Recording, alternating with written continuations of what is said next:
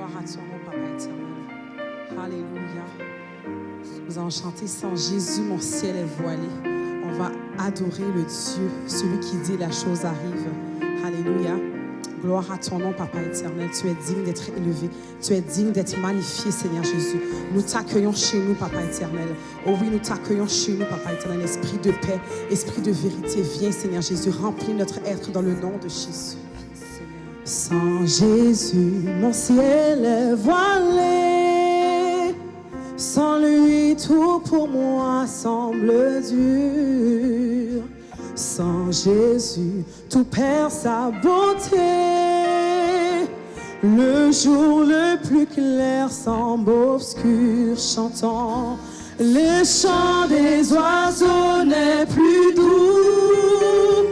Les fleurs ne peuvent m'égayer. Je veux Jésus-Christ avant tout. C'est lui seul qui peut me charmer. Avec ce sauveur bien-aimé, je veux demeurer constamment. Il change l'hiver en été. L'automne est un nouveau printemps. Sans Jésus, mon ciel est voilé. Sans Jésus, mon ciel est voilé. Sans lui, tout pour moi semble dur. Sans lui, tout pour moi semble dur. Sans Jésus, tout perd sa beauté. Sans Jésus, tout perd sa beauté. Le jour le plus clair semble obscur. Le jour le plus clair semble obscur. Le chant des oiseaux n'est plus doux. Les fleurs ne peuvent m'égayer. Je veux Jésus-Christ avant tout. Jésus-Christ avant tout. C'est lui seul qui peut me charmer.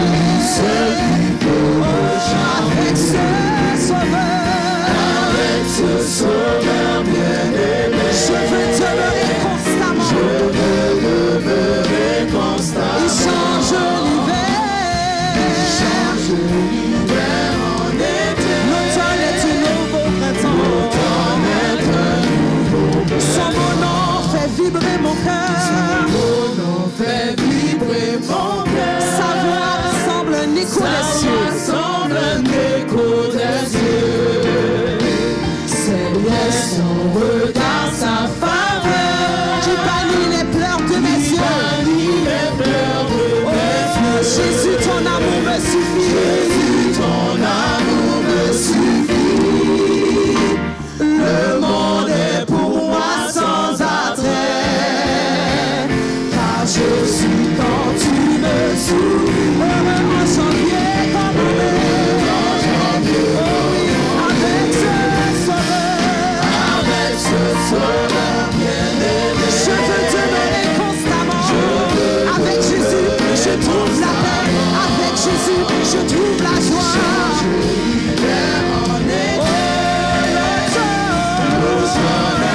On va dire ça encore. Avec ce sauveur bien-aimé, je veux demeurer constamment. Il change l'hiver en été. L'automne est un nouveau printemps. Heureux et fier de témoigner. Le nom de Jésus en tout lieu. Amen. Nous témoignons le nom de Jésus chez vous maintenant. Alléluia. Nous proclamons sa gloire en tout lieu. Alléluia. Oh, qu'il est doux. Alléluia. Oh, regardons cet humble roi. Là, son sang a coulé pour moi. Sa main fut percée sur la croix. Jésus mourut pour nos péchés. On va dire ça encore. Heureux et fier de témoigner. Le nom de Jésus en tout lieu. Alléluia. Oh, qu'il est doux de le louer. Nous adorons le Saint-Esprit. Nous adorons le roi des rois. Alléluia. Yes, on y va. Oh, regardons cet humble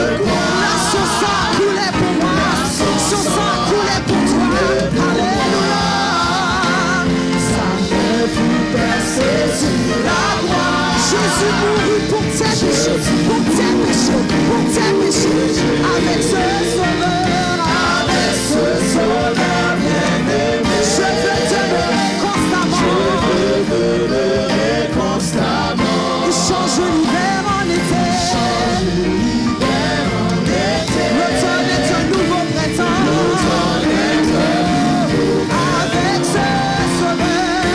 Avec ce sauveur bien-aimé, je veux demeurer. Alléluia, il change l'hiver en été. L'automne est un nouveau printemps. Je dis Alléluia. Je dis Alléluia. Je dis Alléluia.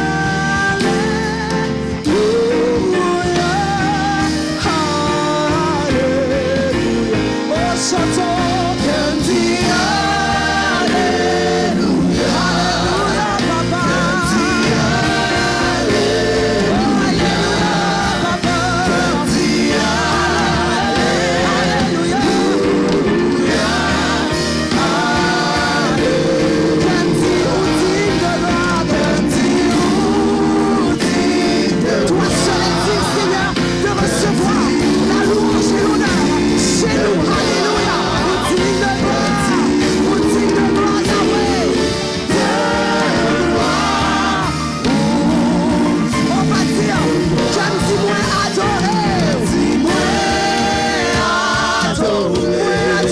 papa. Choisis adorer Seigneur.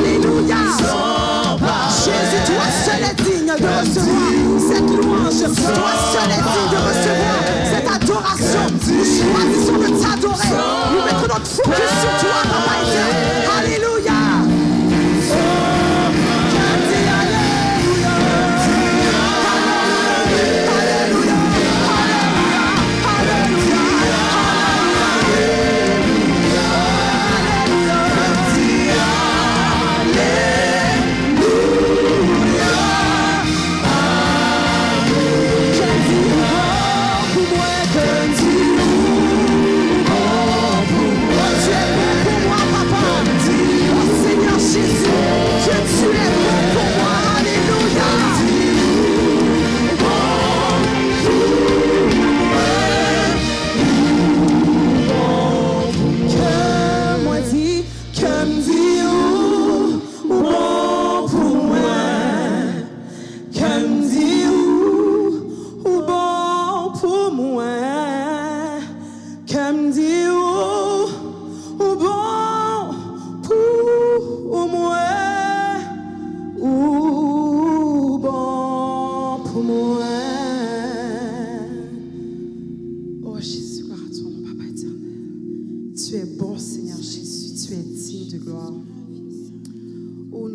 décidons de t'adorer ce matin. Alléluia, nous t'adorons, nous t'adorons. Chaque jour de notre vie, nous décidons de t'adorer parce que nous réalisons à quel point tu es bon pour nous. Oh, tu es bon pour nous, Papa éternel, malgré nos péchés. Oh Seigneur Jésus, tu nous pardonnes, Papa, et tu nous fais grâce, Jésus. Oh, tu nous fais grâce, Papa éternel. Nous pas mériter tout ça, Jésus. Nous pas mériter tout ça, Jésus. Nous pas mériter tout ça, Jésus. Oh, merci Seigneur Jésus pour ta faveur. Alléluia.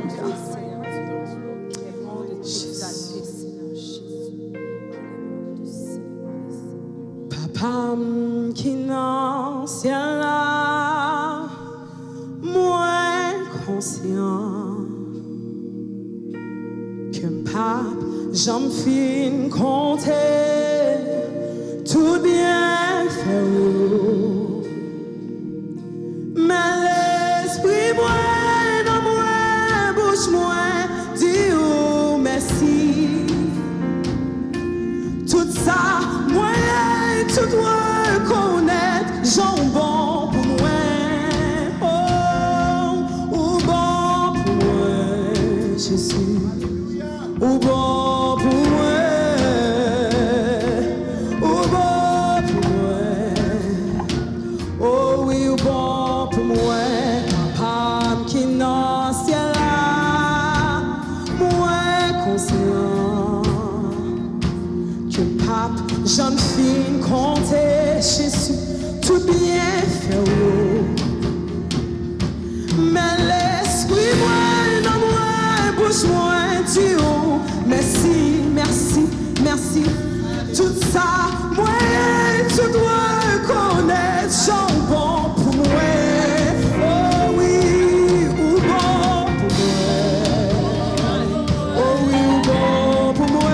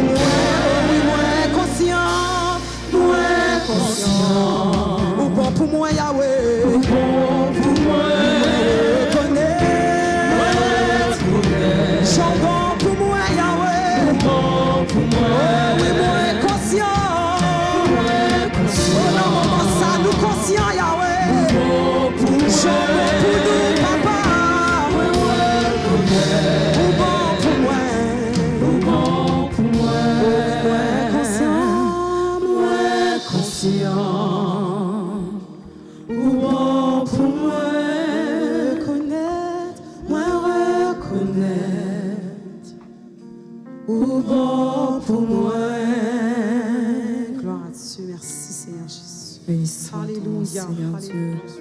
À toi revient la gloire et l'honneur, Seigneur. À toi revient la gloire. Merci pour cette femme.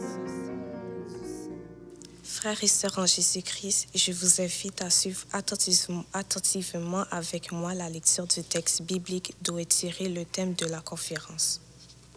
Alors Jésus fut emmené par l'Esprit dans le désert pour être tenté par le diable.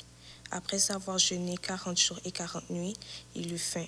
Le tentateur, s'étant approché, lui dit « Si tu es fils de Dieu, ordonne que ces pierres deviennent des pains. » Jésus répondit « Il est écrit, l'homme ne vivra pas de pain seulement, mais de toute parole qui sort de la bouche de Dieu. » Le diable le transporta dans la ville sainte, le plaça sur le haut du temple.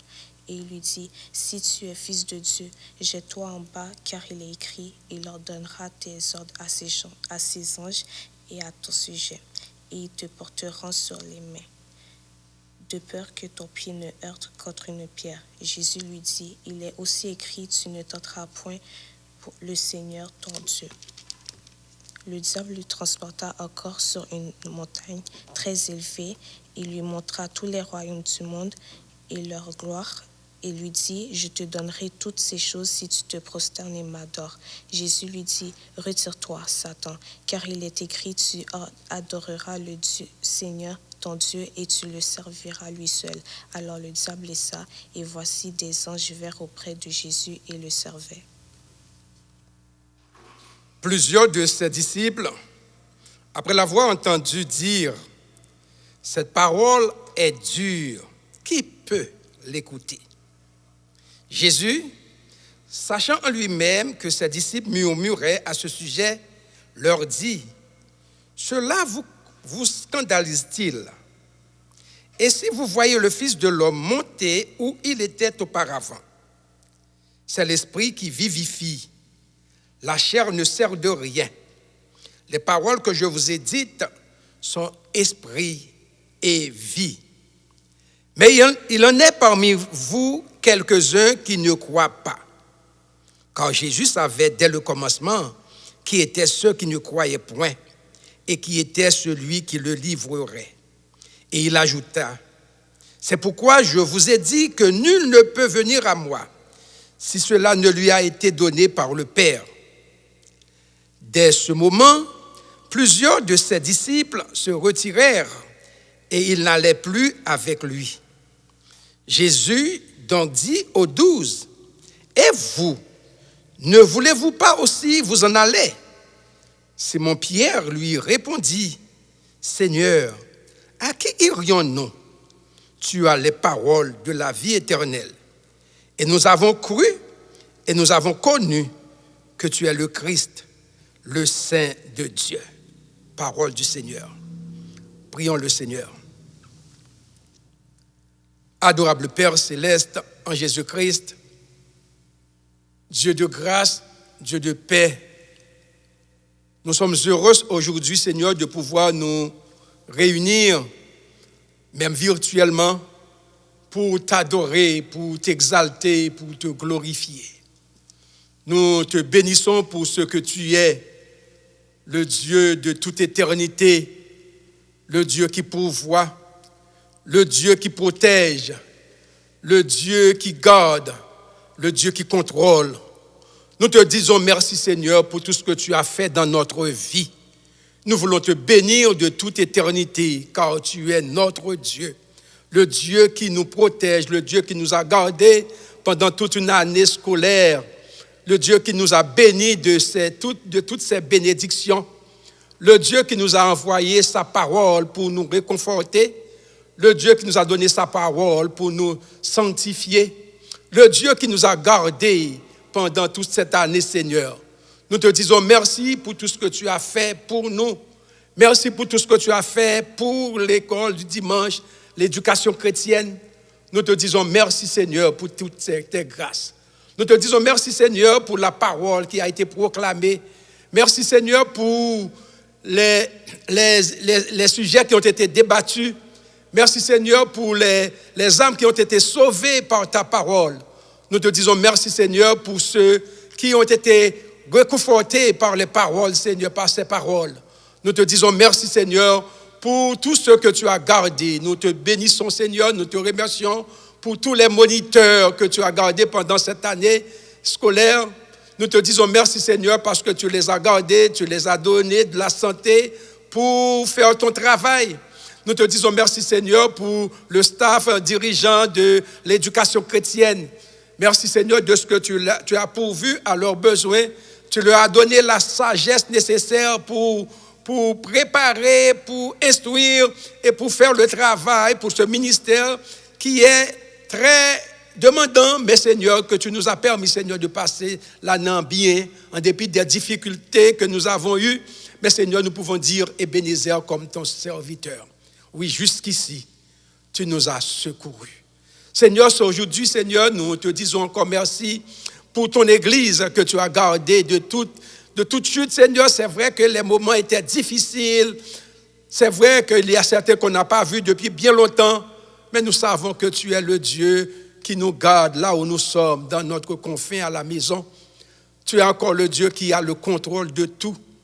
Et je sais que, Seigneur, que nous pouvons t'adorer en esprit, en vérité, n'importe où nous sommes.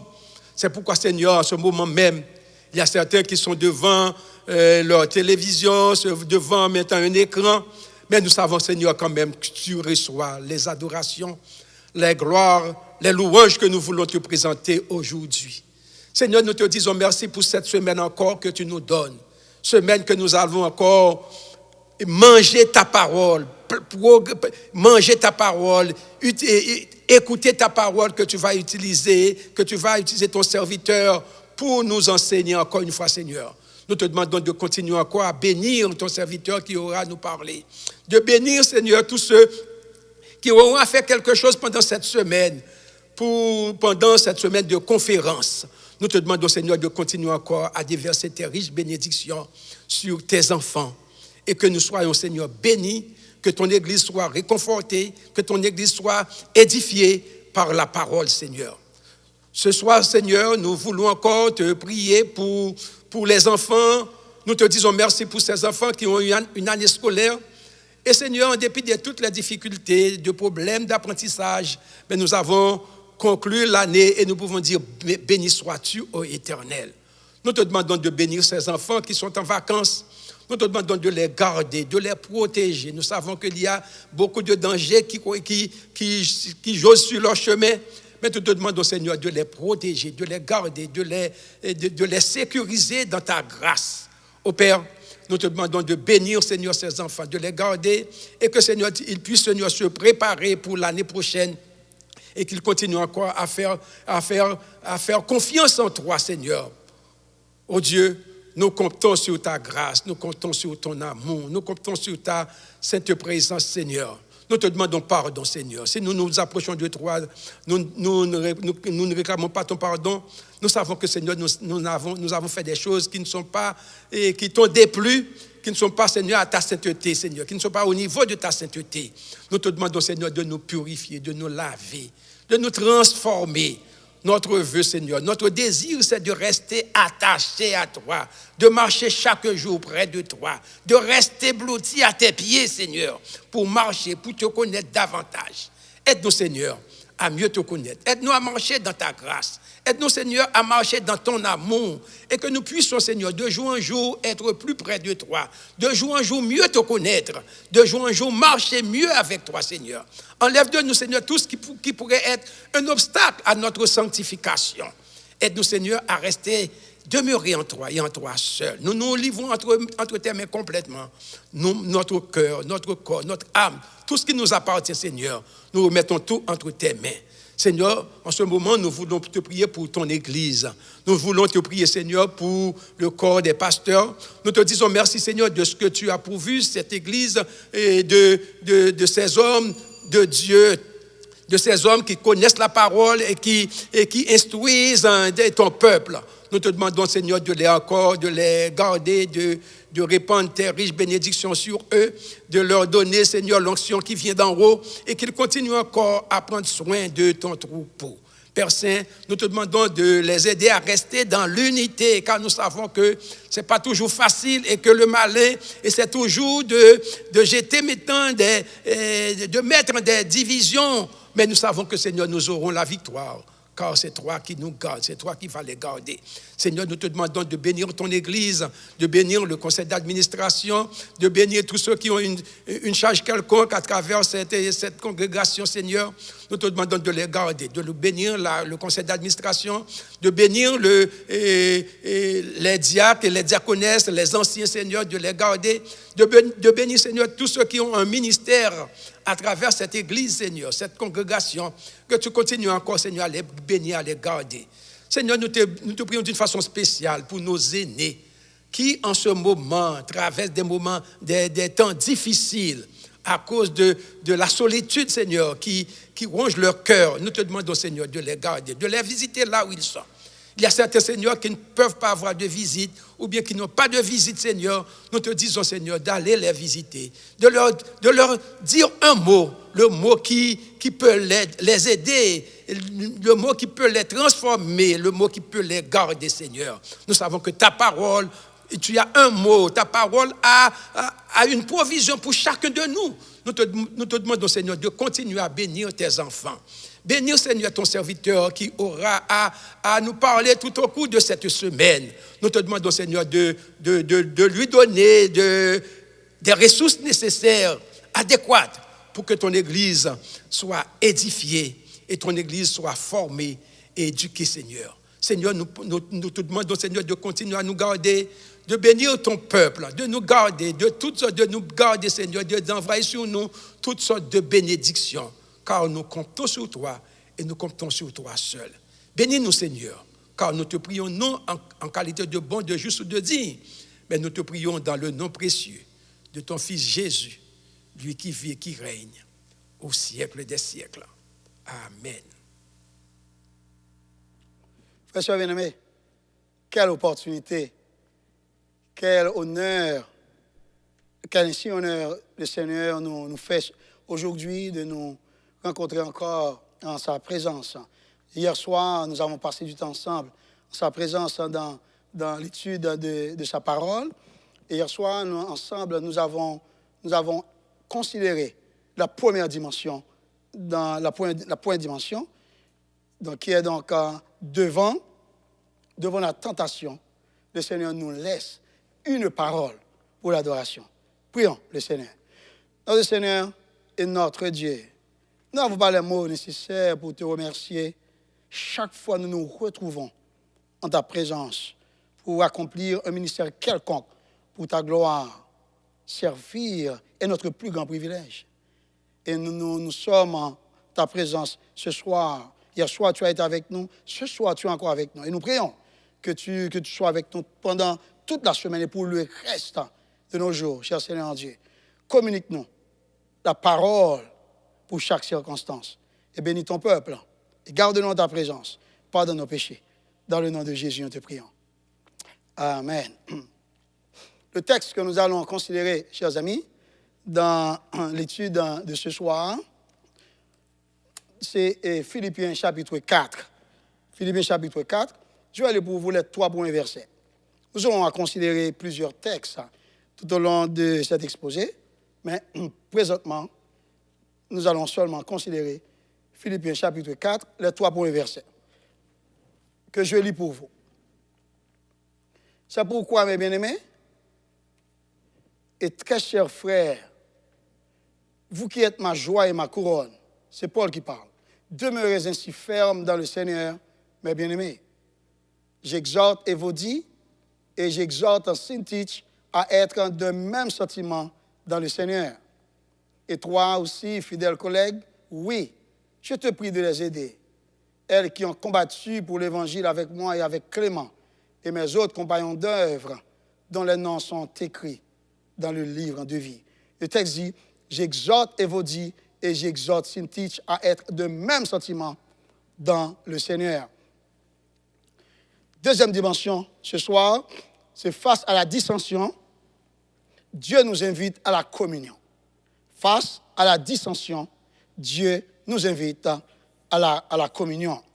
Hier soir, nous avons vu, devant la tentation, Dieu nous communique une parole pour l'adoration. C'est exactement ce que Jésus a fait. Et ce soir, face à la dissension, Dieu nous invite à la communion. Nous pouvons considérer Acte 15, verset 36 à 41 pour votre exercice de lecture, 1 Corinthiens 9, le verset 6, 2 Timothée 4, le verset 11, Éphésiens 4, le verset 32. Donc tout au long de l'étude, nous allons passer en revue certains de ces passages. Permettez-moi de vous rappeler, chers amis, que la vie chrétienne à laquelle nous appartenons n'a jamais été une vie facile. La vie chrétienne. Ne vous bercez pas d'illusions. Oui, ne nous berçons pas d'illusions. La vie chrétienne n'a jamais été une vie facile. Donc, un simple regard jeté dans les Saintes Écritures va nous convaincre. Du moment où nous avons embrassé Christ, nous nous engageons dans une guerre spirituelle où l'ennemi de notre âme est invisible. Nous ne voyons pas l'ennemi, tandis que l'ennemi se ligue contre nous. Nous sommes dans une guerre spirituelle, une guerre sans merci, une guerre réelle. Mais ce que l'ennemi ne sait pas, c'est que ce qui est en nous est plus fort que l'ennemi. Donc, peu importe les stratégies du diable, avec Dieu, nous triompherons. Gloire à Dieu. Au sein de l'Église, nous avons un ennemi commun, chers amis. Et l'ennemi n'est ni le frère, ni la sœur. Encore moins notre voisin ou notre collègue de travail. L'ennemi, c'est Satan, le diable. C'est Satan, le diable. Et certaines fois, quand vous regardez comment des frères et des sœurs agissent contre vous de très mauvaise manière, vous auriez eu tendance à dire c'est votre ennemi. Pas du tout. Pas du tout. C'est l'ennemi qui pousse nos frères et nos sœurs à agir de manière irresponsable, de manière indigne. C'est pour ternir la réputation de l'Évangile. Mais nous devons prier pour ces gens. Mais nous ne devons jamais penser que nos frères et sœurs à l'Église sont nos ennemis. C'est Satan. Nous n'avons qu'un ennemi commun. Et son nom, c'est Satan, le diable. Donc, c'est pourquoi la parole de Dieu dit, dans Éphésiens chapitre 6, le verset 12, et je cite, « Car nous n'avons pas à lutter contre la chair et le sang, mais contre les dominations, les autorités, contre les princes de ce monde de ténèbres, contre les esprits méchants dans les lieux célestes. » Regardez, la Bible dit, nous n'avons pas à lutter contre la chair et le sang. Contre la chair et le sang. Donc, nous avons de la chair et du sang. Mais nous n'avons pas à lutter les uns contre les autres. Mais c'est contre Satan et ses acolytes. Donc, face à une telle situation, nous devons comprendre, chers amis, chers frères et sœurs, si nous marchons dans la chair, mais nous ne combattons pas selon la chair. Pourquoi? C'est parce que les armes avec lesquelles nous combattons ne sont pas charnelles, mais elles sont puissantes et spirituelles par la vertu de Dieu pour renverser des forteresses. Selon 2 Corinthiens, chapitre 10, verset 3 et verset 4. Donc, hier soir, nous avons vu comment Jésus, à partir des connaissances précises qu'il a eues de la parole de Dieu, a pu sortir victorieux des trois étapes de la tentation du diable. Si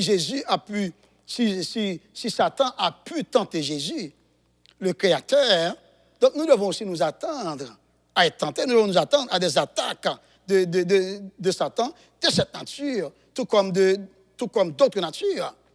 Satan nous attaque par moi et par vous.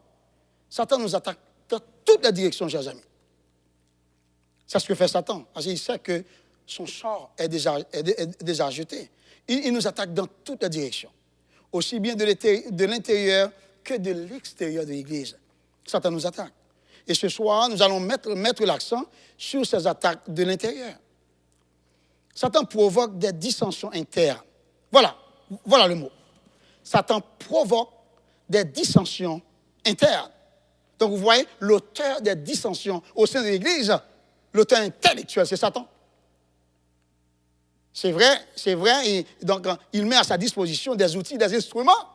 Et nous devons veiller pour ne pas être des outils, des instruments entre les mains de Satan, pour ne pas troubler l'œuvre du Seigneur, pour ne pas causer du trouble à l'intérieur du corps de Christ. Mais je vous rappelle que Satan, il nous surveille. Il nous surveille, nous devons être vigilants pour ne pas être sa proie. Donc, Satan provoque des dissensions au sein de l'Église. Donc, des dissensions entre les ouvriers, entre les membres d'une même congrégation. C'est pour essayer de déstabiliser la bonne marche de l'œuvre du Seigneur. Une parole pour cette circonstance, c'est de nous montrer vigilants pour que nous ne soyons pas des instruments à son service. La méthode pour l'enseignement de ce soir, c'est de mettre l'accent sur des situations conflictuelles dans la vie du peuple de Dieu. Nous allons considérer des situations conflictuelles dans la vie du peuple de Dieu. Et ce pour vous dire que quand Dieu œuvre avec puissance, Satan se tient prêt à contrefaire, à compromettre et à combattre. À chaque fois que vous voyez l'œuvre du Seigneur, quand vous voyez l'œuvre fonctionner merveilleusement bien, surveillez-vous. Satan regarde. Il peut susciter du trouble et même de la dissension pour nous distraire, pour ralentir la marche de l'œuvre. Et heureusement, Dieu est à l'œuvre, Dieu est avec nous, mais nous devons aussi être vigilants. Donc, pour bien comprendre le danger de la dissension à l'intérieur de l'Église, je vous invite à voyager avec moi en Macédoine. Nous allons faire un petit voyage en Grèce, en Macédoine, chers amis, à l'église de Philippe, au 1er siècle. C'est pour rencontrer deux femmes, deux servantes du Seigneur, deux collaboratrices de l'apôtre Paul, deux femmes qui ont beaucoup rudement travaillé, rudement combattu pour l'évangile à côté de Paul, selon Philippiens, chapitre 4, versets 2 et 3. Regardez ce que Paul dit dans Philippiens, chapitre 4, le verset 2. Paul dit, j'exhorte Évodie et j'exhorte Syntyche à être de même sentiment dans le Seigneur. C'est important que le Saint-Esprit a permis à l'apôtre Paul de citer les noms, n'est-ce pas, des deux femmes. C'est pour que personne ne s'imagine que donc, ces noms-là sont fictifs. Non. Paul dit, j'exhorte Évodie et j'exhorte Syntyche. Ce sont deux personnes réelles, deux femmes, deux collaboratrices, deux servantes dans l'église de Philippe. Parce que Paul dit, j'exhorte Évodie, j'exhorte Syntyche, vous allez comprendre, chers amis, qu'il y avait une sorte de mésaventure. Il y a une mésentente entre ces servantes. Donc, c'est important, chers amis, de regarder l'histoire de l'Église et de voir ce qui se passait dans le temps passé se reproduit de nos jours. Donc, la mésentente, les désaccords n'ont pas de place dans la congrégation des fidèles, dans la congrégation des frères et sœurs, dans la congrégation des saints. L'apôtre Paul ne mentionne pas d'autres détails sur les raisons de leur désaccord. Vous voyez, chers amis, nous allons faire des observations dans le texte. L'apôtre Paul dit, j'exhorte Évodie, j'exhorte Syntyche à être de même sentiment dans le Seigneur, mais regardez, la nature du désaccord n'est pas mentionnée. Vous voyez, la nature du désaccord n'est pas mentionnée. Paul mentionne donc les deux femmes qui ne s'entendaient pas, mais ce sur quoi elles ne s'entendaient pas n'est pas mentionné. C'est extraordinaire. C'est extraordinaire que le Saint-Esprit agit ainsi de manière parfaite. Pourquoi de manière parfaite? C'est parce que la nature du désaccord ne nous intéresse pas. Mais c'est le désaccord lui-même qui n'a pas sa place. Peu importe la forme que prendrait un désaccord, donc cela n'a pas sa place dans l'Église de Christ. Donc, si Paul avait pris le temps de spécifier le désaccord, maintenant, si vous êtes en désaccord avec moi, si la nature est différente de celle de Syntyche et d'Évodie, nous pourrions dire, ah, ce n'est rien, parce que Paul a exhorté ces femmes-là pour tel type de désaccord. Ce n'est pas nous autres. Notre désaccord n'a pas été adressé, non, pas du tout. C'est pourquoi la Bible mentionne seulement les personnes qui étaient en désaccord, mais la nature du désaccord n'est pas mentionnée. C'est pour dire, peu importe la forme que prendrait le désaccord au sein de l'Église, cela ne devrait pas se produire dans la congrégation. Et c'est pourquoi? C'est parce que cette forme de dissension-là, qui pourrait déstabiliser l'Église, ne vient pas de Dieu. Dieu n'est pas une force qui déstabilise. Dieu, c'est l'Esprit. Dieu, c'est l'Esprit qui coordonne, qui harmonise. Donc, toute tendance à la déstabilisation, d'où qu'elle puisse provenir, vient du diable. Et cela doit être évité à tout prix. C'est pourquoi Paul dit, j'exhorte Évodie et j'exhorte Syntyche à être d'un même sentiment dans le Seigneur. Il ne devrait pas y avoir de désaccord, de dissension au foyer chrétien. N'oubliez pas, je ne parle pas ici de désaccord du point de vue intellectuel. Vous pouvez ne pas être d'accord avec quelqu'un intellectuellement sur un point quelconque. Et c'est le débat qui pourrait nous conduire à une convergence par la suite. Mais ici, on parle de dissension, du trouble, du scandale. Il ne devrait pas y avoir de dissension dans nos foyers. Dans nos foyers, parce que c'est l'espace où nous hébergeons Dieu. Il ne devrait pas y avoir de dissension entre les ouvriers. Pourquoi? Nous sommes des ouvriers, nous travaillons tous pour le même maître. Nous avons la même espérance, nous recevons le même esprit. Sur quelle base? Pourquoi nous nous mettons en disgrâce? Pourquoi nous voulons nous déchirer les uns les autres? Cela n'a aucun sens. C'est pour dire que, aussi spirituel que nous puissions être, et certaines fois, nous nous laissons conduire par Satan le diable. Donc c'est une erreur grave à éviter, à rectifier, chers amis. Il ne devrait pas y avoir de dissension dans les ministères, ni dans la grande assemblée, ni au sein du peuple de Dieu en général. Pas du tout. Pas du tout. C'est la paix qui devrait régner au sein de l'Église. Parce que Dieu est un Dieu de paix. Dieu nous appelle à vivre en paix les uns avec les autres. À 2 reprises, Paul emploie le verbe exhorter. Quand il dit j'exhorte et vous dites j'exhorte Syntyche, c'est pour montrer qu'il s'adresse à l'une qu'à l'autre. En situation de conflit, chers amis, les deux parties, ou bien toutes les parties impliquées, doivent être exhortées sans favoritisme aucun. Quand vous dénouez un conflit, c'est important que vous traitiez les deux personnes de la même manière. Vous ne devrez pas prendre parti pour l'une au détriment de l'autre. Non, sinon vous biaisez la conclusion de la résolution de la crise. Non, il faut traiter les deux de la même manière. Paul exhorte les deux femmes de la même manière. Paul les encourage et nous encourage aussi à être d'un même sentiment dans le Seigneur. Le mot sentiment ici pourrait se traduire par harmonie. Donc, l'amour réciproque, l'harmonie et la paix entre les croyants sont indispensables à la stabilité spirituelle.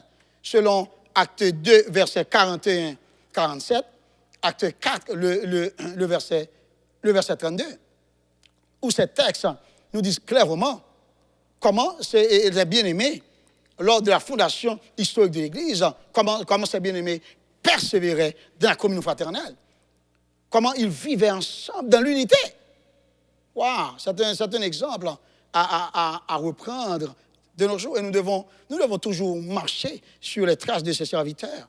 Vous voyez, l'imitation est un phénomène de civilisation. C'est important d'imiter, mais nous devons imiter ce qui est correct, ce qui est biblique, ce qui est bienséant, ce qui est éthiquement valable pour nous aider à continuer notre marche chrétienne. L'harmonie doit régner au sein de l'Église, sinon nous ne pourrons pas travailler ensemble, nous ne pourrons pas vivre ensemble, nous ne pourrons pas servir ensemble. Donc les divisions de l'Église de Philippe menaçaient de détruire son témoignage.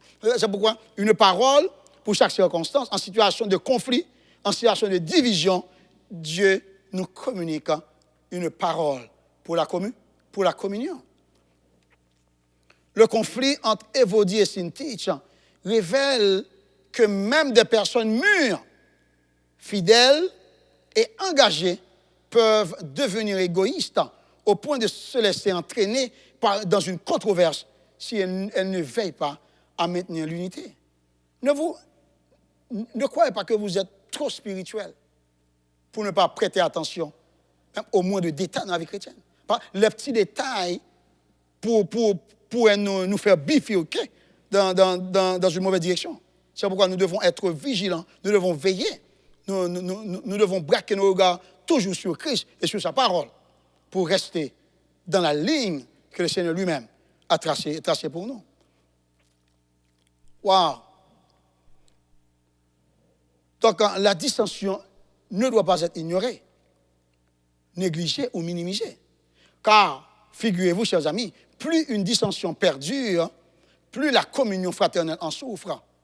Et plus la communion fraternelle souffre, et plus de dégâts. Donc, cette dissension pourrait donc créer. C'est important de savoir qu'il n'y a pas de place pour la dissension au sein de l'Église. Tout cela ne profite qu'à Satan le diable. Dans Philippiens chapitre 4, chers amis, Paul a désigné un conciliateur pour trouver une solution aux différends mettant aux prises les deux femmes. Paul dit, je vais lire le texte pour vous, Paul dit, et toi aussi, fidèle collègue, oui, je te prie de les aider. Ouais, vous voyez, en matière de conflit, en matière de dissension, il doit y avoir de l'aide. Il dit, fidèle collègue, oui, je te prie de les aider. Elles qui ont combattu pour l'Évangile avec moi et avec Clément et mes autres compagnons d'œuvre, dont les noms sont écrits, sont dans le livre de vie. C'est important. Il faut les aider parce que ce sont des lumières que Dieu a placées au sein de l'Église. Ce sont des ouvriers qui ont rudement travaillé. Donc le témoignage de l'Évangile va être terni, va être affecté si ces gens-là ne trouvent pas de l'aide pour que ce différend-là disparaisse. Oui, Paul dit, oui, fidèle collègue, je te prie de les aider. C'est sûr que, chers amis, beaucoup d'encre a déjà, n'est-ce pas, été coulée, n'est-ce pas, quand on considère l'identité de ce fidèle collègue. Des gens pensent qu'ici, il s'agit de Timothée, d'autres pensent c'est Luc, d'autres pensent c'est d'autres serviteurs, d'autres collaborateurs de Paul. Mais, sauf que donc, l'identité n'est pas spécifiée. L'identité n'est pas spécifiée. D'accord? Donc, c'est important. Ce qu'il faut voir ici, c'est de l'aide qu'il faut apporter dans des situations conflictuelles. Donc, une tierce personne, neutre et spirituelle, ayant un esprit, un jugement mûr, peut effectivement régler un différend entre deux personnes. Elle ne doit pas prendre une décision arbitraire, mais à la lumière de la parole de Dieu, elle pourra leur montrer la solution scripturaire à leurs problèmes. Donc, si Dieu vous permet, à votre niveau, dans votre sphère, dans votre environnement, de régler des situations conflictuelles, hein, c'est important d'avoir en main la parole de Dieu, de communiquer la parole pour cette circonstance. Il faut dire ce que Dieu dit, mais non pas ce que vous pensez. C'est important. C'est seulement la parole de Dieu qui peut convaincre et qui va convaincre les gens.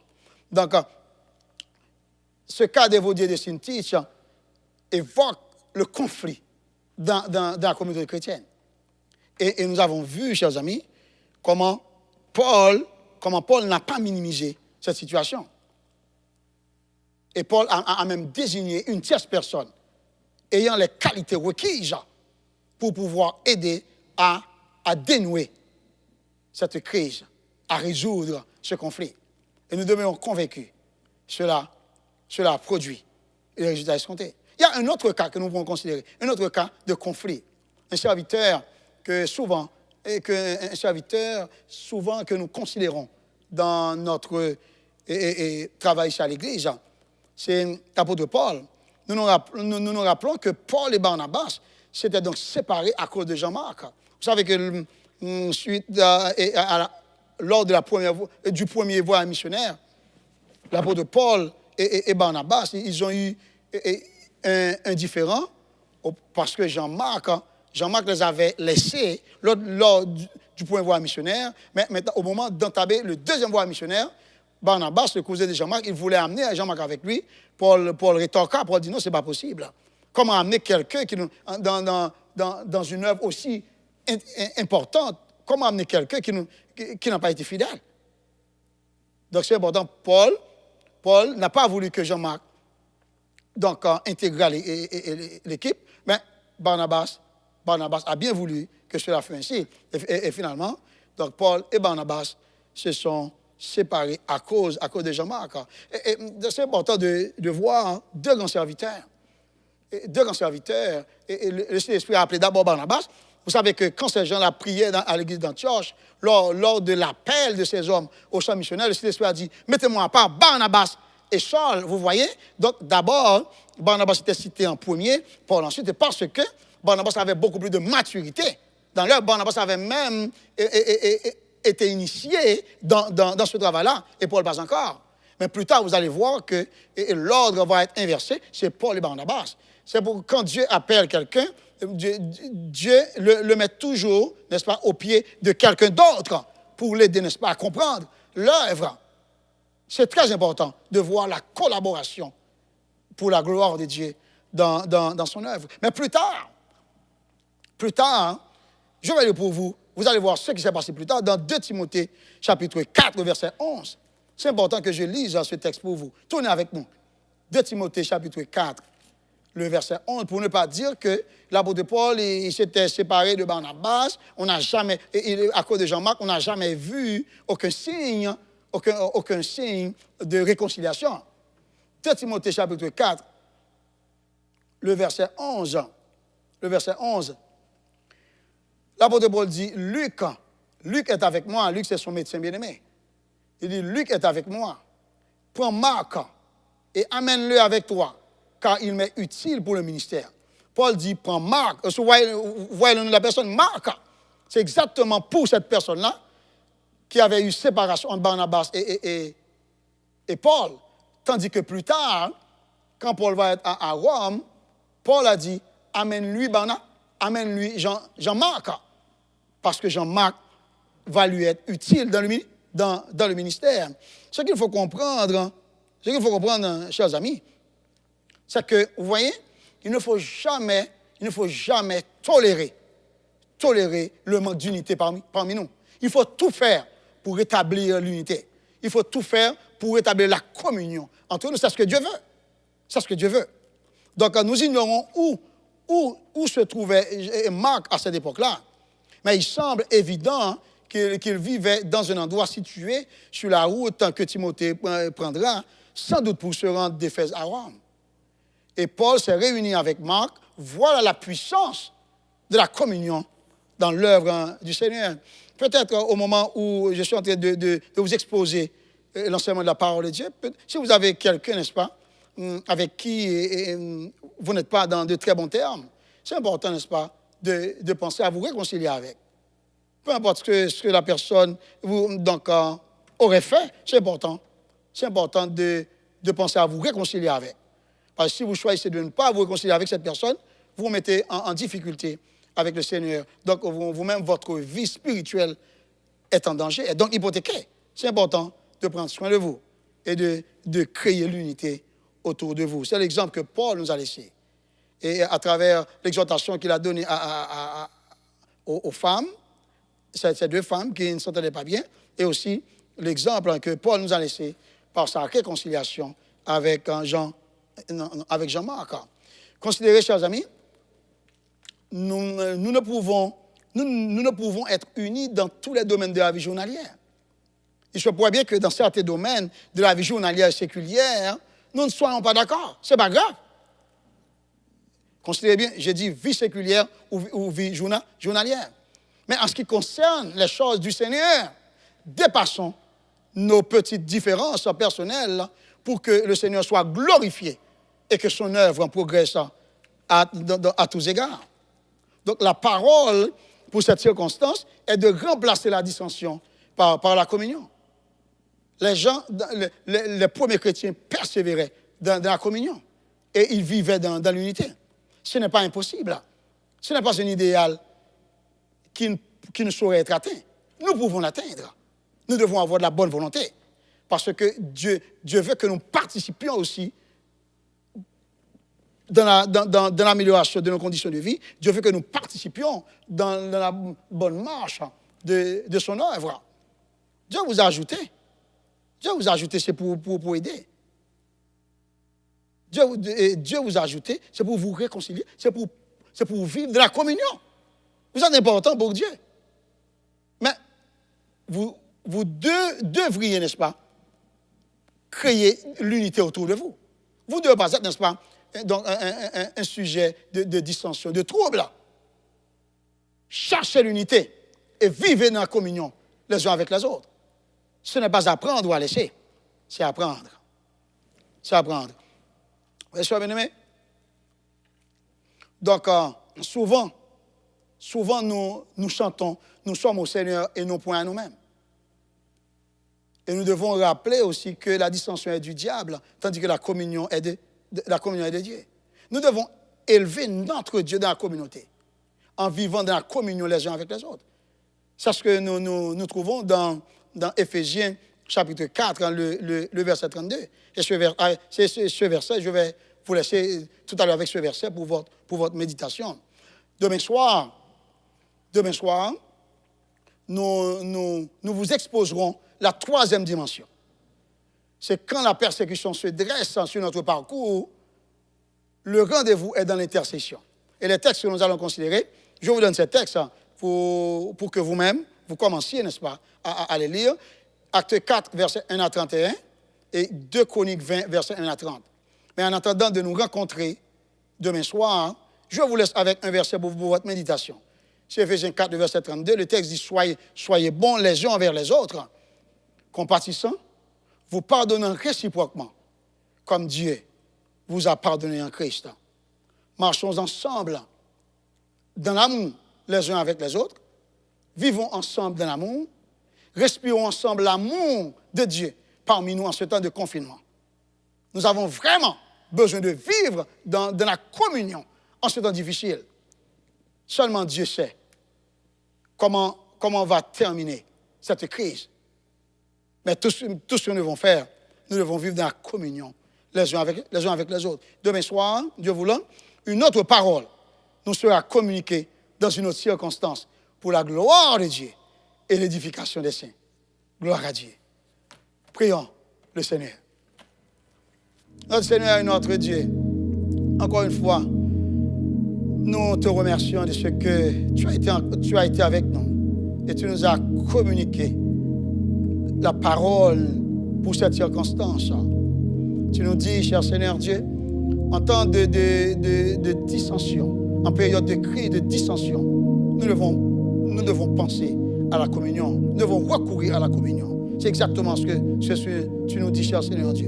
Et nous prions que tu inscrives dans nos cœurs ces marques de communion pour que tous, frères et sœurs, nous vivions ensemble. Nous vivions dans la communion, dans nos foyers, à l'école, à l'église, dans les ministères, et que tout ton travail se réalise dans la plus grande communion qui soit. Cher Seigneur, sois glorifié. Édifie ton peuple. Conduis-nous chez nous, cher Seigneur, et permets que nous passions une excellente nuit et que nous revenions ici demain soir pour continuer à étudier ta parole.